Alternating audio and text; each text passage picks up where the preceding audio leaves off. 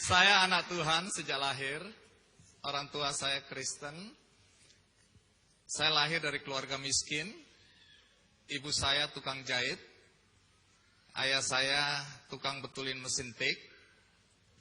Tapi Tuhan saya yakin punya rencana dalam hidup saya. Dan saya berada di sini juga pasti Tuhan punya rencana. Karena jujur aja saya dan istri dalam perjalanan menuju Jogja. Kami sudah dari tanggal 21 kami singgah-singgah di kota-kota. Dan ketika sampai di Solo saya bilang kita harus Natalan di Solo, yuk kita cari gereja.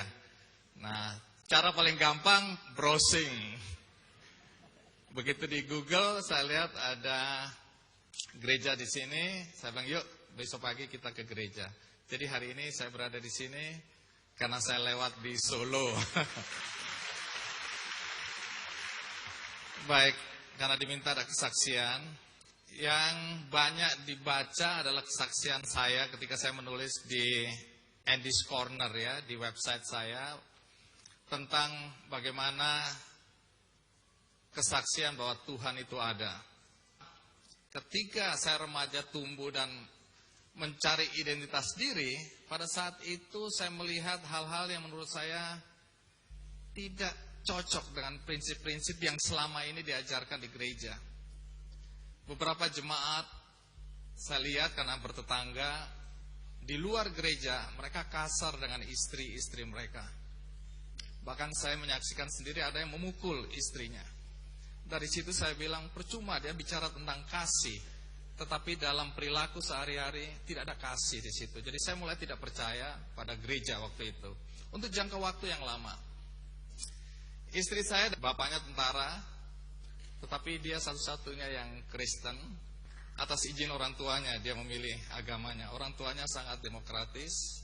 Ketika dia bilang saya mau jadi Kristen, orang tuanya bilang sepanjang kamu jadi Kristen yang baik silakan. Dan saat ini dia yang aktif mendorong saya untuk kembali ke gereja.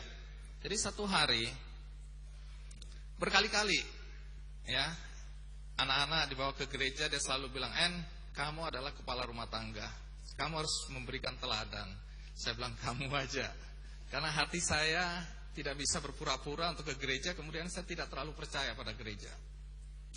Sampai satu hari saya dan Abu Rizal Bakri waktu itu dengan jet pribadinya kami ke Uzbekistan. Dalam perjalanan cuaca buruk sekali. Pesawat kami diombang-ambing di atas Maldives itu. Saya bilang Tuhan, kali ini tolong saya jangan jatuh. Sungguh mati kalau nggak jatuh saya akan kembali ke gereja. Saking takutnya saya bilang Tuhan benar-benar kali ini saya tidak bohong, saya akan ke gereja. Nah, hal yang membuat saya sedikit lega atau sedikit merasa tenang waktu itu di tengah cuaca yang buruk, saya bilang udah pasti jatuh waktu itu pesawatnya sudah begini-begini, kilat, petir, hujan deras. Tapi saya lihat pilotnya orang bule. Nah, kita kan orang Indonesia asal bule aja tenang gitu ya. Walaupun mungkin bulenya baru belajar nyupir juga gitu. Tapi akhirnya kami sampai kembali ke Jakarta. Saya cerita pada istri saya. Belum cerita dulu. Saya bilang sama istri saya, minggu ini kita ke gereja ya. Kaget istri saya. Hah? Serius? Iya, kita ke gereja. Kenapa? Udah gak ada masalah, aku pengen ke gereja. Saya sembunyikan itu kan. Tapi istri saya kan penasaran, apa yang membuat Andi Noe tiba-tiba berubah drastis kembali ke gereja. Akhirnya satu hari saya cerita, Pi, kamu tahu gak? Aku ini nyaris jatuh. Kapan? Nah, saya ceritakan, dia bilang tunggu dulu. Aku ingat, tanggal berapa itu? Ingat, jam berapa? Nah, pada jam itu, rupanya dia dan anak bungsu kami, saya punya 3 anak, anak bungsu kami, mereka tiba-tiba berdoa. Malam itu kata istri saya, nggak tahu kenapa saya harus berlutut bersama anak bungsu, karena kebetulan mereka cuma berdua di rumah. Ayo kita doakan ayah. Doakan apa? Kata anak saya. Kita doakan semoga ayah kembali ke gereja. Dan jam itu, detik itu dia berdoa, dan detik itu pesawatnya begini.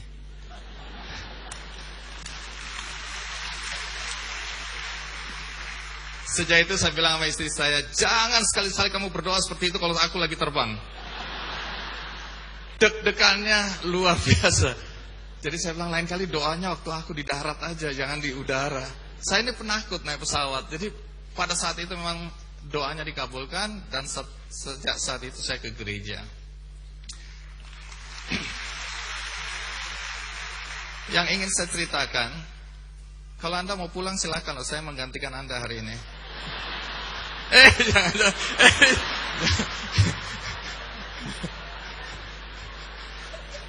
Soalnya sudah 8 kebaktian, jadi mungkin Anda capek, Anda mau pulang istirahat. Biarkan saya jadi pendeta hari ini. Istri boleh ditinggal, Anda pulang aja. Nah,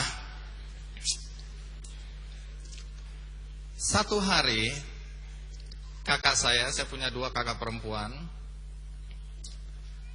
minta diantarkan ke dokter. Saya bilang, ayo saya antarkan. Dokter apa? Spesialis kanker. Nah, sudah lama rupanya dia menahan diri. Dia tahu bahwa dia kena kanker. Cuma dia tahu juga, toh kalau sampaikan ke saya, waktu itu saya anak bungsu, 5 bersaudara, dan selama ini saya menanggung seluruh keluarga saya. Dengan gaji saya hanya sebagai wartawan, tapi Tuhan luar biasa. Kakak saya tanggung dengan 5 anaknya, ada kakak perempuan lagi saya tanggung dengan 3 anaknya. Jadi tiba-tiba anak saya jadi 11 orang dengan gaji yang cuma segitu. Tapi Tuhan luar biasa, semua bisa saya cukupi. Nah, satu hari kakak saya ketika mengadu dan kami ke dokter, akhirnya dokter bilang, ya Anda kena kanker dan stadiumnya sudah 4. Tidak ada harapan. Dia bilang, udah tinggal menghitung hari aja Bu. Kakak saya nangis. Saya bilang, kenapa kamu gak kasih tahu saya sejak awal? Dia bilang, aku gak mau menyusahkan kamu lagi. Karena dia tahu saya tidak akan mampu membiayai dia kalau dia masuk rumah sakit.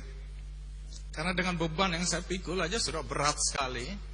Dan kalau dia sakit, dia tahu akan memberatkan saya. Jadi dia menyembunyikan penyakitnya cukup lama.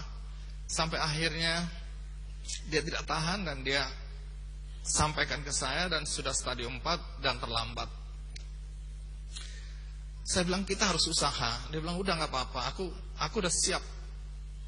Enggak boleh, kita harus usaha.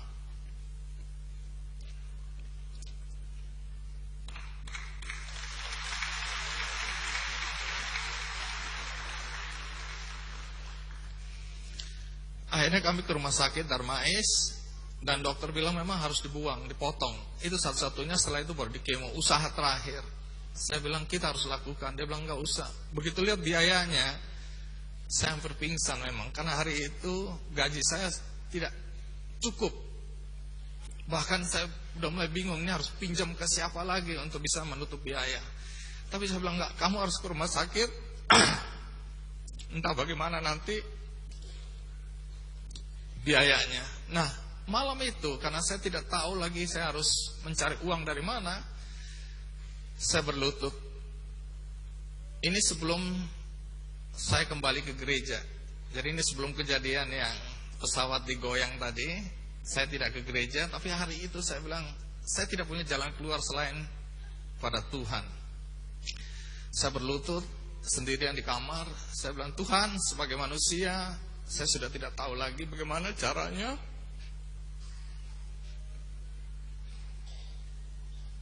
Bagaimana caranya mencari uang untuk biaya operasi kakak saya. Berdoa sampai jam 2 pagi. Akhirnya saya capek, saya tidur. Bangun pagi, mungkin karena iman saya nggak terlalu kuat. Saya bilang nggak ada keajaiban apa-apa. Karena tetap saja saya pusing mikirin bagaimana biayanya. Nah, waktu saya jalan ke kantor, handphone saya bunyi. Saya angkat dari seorang teman, dia punya perusahaan PR. Dia bilang, Andi Noya, help, dia bilang gitu. Aku bilang, kenapa? Aku butuh kamu. Apa? Renat Gasali sebagai pembicara waktu itu di Bank BNI ada workshop gitu, semacam untuk karyawan kepala-kepala wilayah. Nah, pada saat itu Renal Gasali nggak bisa datang. Nah, kemudian saya diminta menggantikan Renal Gasali. Saya bilang saya nggak ngerti apa yang mau dibicarakan oleh Renal Gasali, saya nggak bisa menggantikan. Enggak. Kami udah rapat dan akhirnya kami semua setuju Andi Noya aja penggantinya. Terus aku harus ngomong apa? Udah kamu ngomong apa aja, pokoknya mereka maunya Andi Noya. Seperti hari ini saya ngomong apa aja yang penting. Singkat kata akhirnya saya menggantikan Renal Kasali. Waktu pulang dia menyerahkan cek ke saya. Saya bilang enggak, ini pertemanan aja, enggak usah. Enggak, aku tahu kamu wartawan enggak terima amplop katanya gitu kan. Nah tapi ini bukan urusan pekerjaan. Kamu sebagai pembicara, jadi ini enggak ada kaitannya dengan jurnalistik, enggak ada kaitan dengan kode etik dan lain-lain. Dia maksa-maksa karena depan banyak orang. Akhirnya saya terima dengan harapan saya bilang saya akan kembalikan. Tapi dia sudah SMS saya. Waktu itu belum ada WhatsApp ya. SMS dia bilang please terima, jangan kembalikan. Dia bilang gitu. Ini betul-betul sebagai profesional. Nah akhirnya saya bilang ya sudahlah, mungkin ini memang Tuhan sudah atur. Saya terpikirkan kembali, oh iya, siapa tahu bisa-bisa untuk nambah uang operasi kakak saya. Begitu saya buka, bapak-bapak, ibu-ibu sekalian, tahu berapa angka di dalam cek itu? Sama persis dengan jumlah yang harus saya bayarkan. Sama persis, tidak kurang 1 sen, tidak lebih 1 sen. Saya kaget lihat itu. Saya bilang, Tuhan, Engkau dengan caramu menjawab doaku. Saya tidak menyangka bahwa Tuhan memberikan langsung cek ke saya. Tapi Tuhan belum puas. Dia bilang, kamu gak percaya sama aku. Lihat apa yang terjadi. Waktu saya datang ke kakak saya sampaikan cek itu. Saya bilang, udah kamu tenang aja, operasi, uang sudah ada. Terus dia bilang, kamu tahu nggak?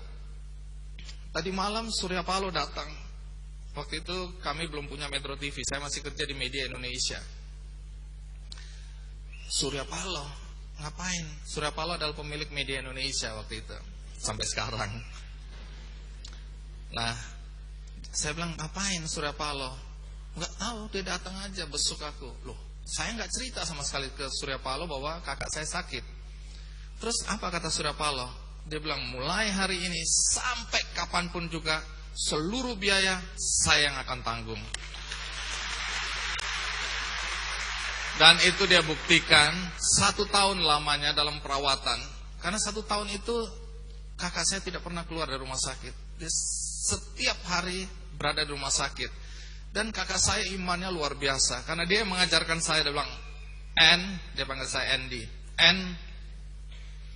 Kita ini ibarat arang, orang-orang Kristen. Waktu itu kan saya tidak percaya pada gereja. Dia yang selalu mendorong saya. Bahkan baptis saja, walaupun hati saya waktu itu belum terlalu percaya, dia bilang, enggak, kamu harus baptis saja. Nah, dia bilang, kita ini ibarat arang. Kamu enggak bisa merasa bahwa imanmu cukup kuat. Karena saya selalu merasa, saya percaya pada Tuhan Yesus Kristus. Saya enggak perlu ke gereja. Iman saya sangat kuat, saya bilang. Dia bilang, enggak bisa, Kenapa? Ibarat arang dalam tungku. Gereja adalah tungku. Kalau kamu keluar, kamu mungkin akan jadi bara. Tapi berapa lama kamu? Karena ketika imanmu mati, kalau kamu di gereja, maka arang-arang lain yang akan membakar kamu sehingga imanmu terus tumbuh.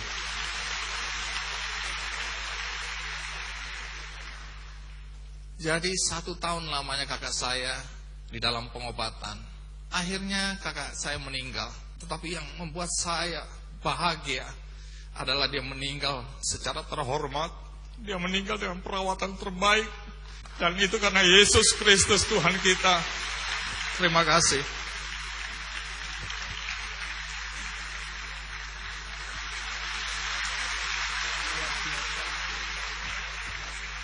Ya, sekali lagi beri tepuk tangan yang meriah untuk Tuhan kita Yesus Kristus.